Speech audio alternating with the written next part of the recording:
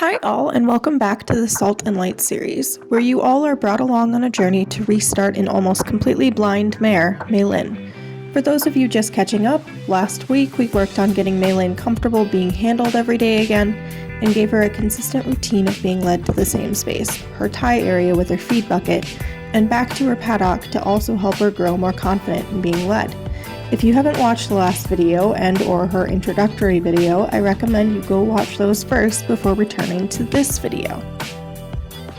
After she started showing full and consistent relaxation in this routine, I began introducing hand walks to that routine, first short ones, then longer. I learned through that one of MAELYNN's consistent fear areas is new environments, and that when she is afraid, she tends to walk quicker and lose a bit of her responsiveness.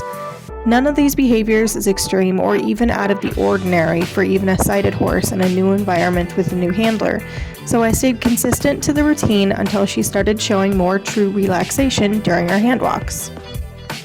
So this was MAELYNN's very first lunging session with me. Right here she spooks at my neon green lunge line, which is a great example of proof that she can currently see bright colors in some areas of her eyes. I stop and attempt to comfort her here with my voice and eventually my touch when I think the touch won't simply add to the list of things that she was already concerned about. When I realized that she was nervous enough that touch wouldn't do the trick, I did successfully send her out on the lunge for the first time, which went surprisingly well as far as her responding to the cue to go out. This was the most logical response to her nervousness because horses tend to process emotions through movement.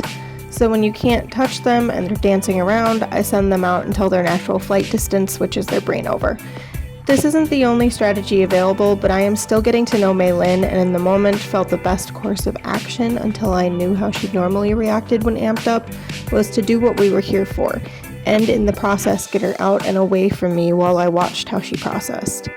My intent today wasn't to work on any vocal commands or control her speed or even much of her direction, but to assess where she was at in her balance and emotional capacity to handle being out on the lunge line. Now here she changes direction of her own accord, and because I don't want her to make this a habit because she could potentially run into me at this stage, I actually encourage her to trot out more with a tongue cluck. I held my lunge whip at the ready to attempt to redirect her if she were to come in too close to me, while at the same time being ready to move out of the way if the whip redirection wouldn't work. You can see that when she first gets out on the circle, she is quite uncoordinated and further panics, but she also chooses to do transitions on her own without any prompting, which is actually a really good sign and shows she is attempting to regulate her own emotions and footwork from the get-go. However, because she almost did run into me there, I am now being a little more assertive of her staying out on the line by tapping my lunge whip on the ground and clucking. I'm not doing this to punish her, but to keep us both safe and to allow her to realize that she can indeed move out on the lunge line securely. Despite her scrambling, she is actually moving out and is not leaning or even tripping when out on the circle. This led me to believe what MAELYNN has displayed throughout the past 2 weeks rings true for the lunge line as well, which is her lack of confidence is her biggest challenge, and in this case, it is not an actual lack of coordination. This comes to light to be true further on in the session, as a blind or mostly blind horse cannot simply re-obtain their balance in a single session. It's also important to note that if I had had the opportunity to keep MAELYNN at a walk at first, I absolutely would have preferred it. But she was ready to bolt from the color of the lunge line, and trying to contain her probably would have ended up in one or both of us injured.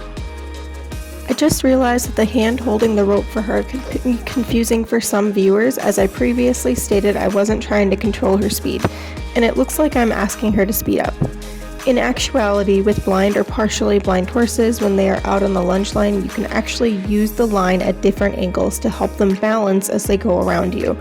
MAELYNN is tall and I am rather fun-sized, so I need to reach up high to try to give her any support in that way at all.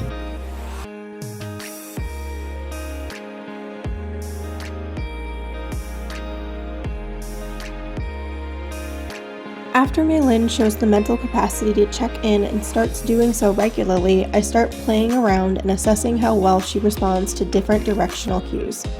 For the most part, she does exceptionally well, but when she panics or gets more nervous, she loses her responsiveness and starts pushing into pressure. And I also learned that when she is confused, she also panics. As I'm working with her, I'm using what I'm learning about her to create a plan as to how to best set MAELYNN up for success to overcome these fears. While I'm doing this, I'm also reassuring MAELYNN verbally as she's moving.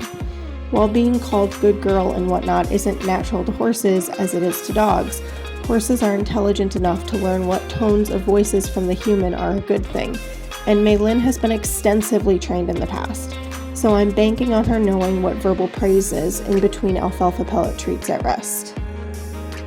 This entire clip is actually 16 minutes long, so as to not bore you, I'm actually going to skip to the end where you can see MAELYNN is going around much more calmly with better coordination. From Mark 6:45 through 52, we learn of a time when Jesus' disciples were trapped on a lake in the middle of a windstorm. During this, Jesus walked out to them on the water, which then scared them more. The storm kept raging, and it wasn't until after one of Jesus' disciples attempted to walk out to him that Jesus calmed the storm and entered the boat with his disciples. The disciple almost drowned in the attempt due to his lack of faith, but Jesus reached out and saved him, and then entered the boat with the rest of his disciples and calmed the storm. I wonder how often this lesson is taught over and over again in different ways in our everyday lives and in our horsemanship. The disciples could not see ahead of time that Jesus would save them and calm the storm. They simply had to move in faith amidst the storm itself. Likewise, MAELYNN and I both had to face her fear of moving out in a new area on a lunge line without the full use of her eyesight. And as the human in the picture, I had to keep faith that if we stepped out and kept moving in faith, the storm, so to speak, would end. My own faith will forevermore rest not in the things of this world or my own capacity, but in Jesus Christ and his plan for me. In order to see his miracles happen, we have to move forward even when the odds seem against us. Anyways, that's all for now. Hope you guys enjoyed the update. Have a great day, everyone.